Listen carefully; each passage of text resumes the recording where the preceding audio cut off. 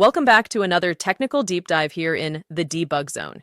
Today, we're tackling a big question and breaking it down with insights from other users. Hopefully, this clears up some misconceptions and helps you get the answer you need. So buckle up, stay a little curious, and let's jump right in.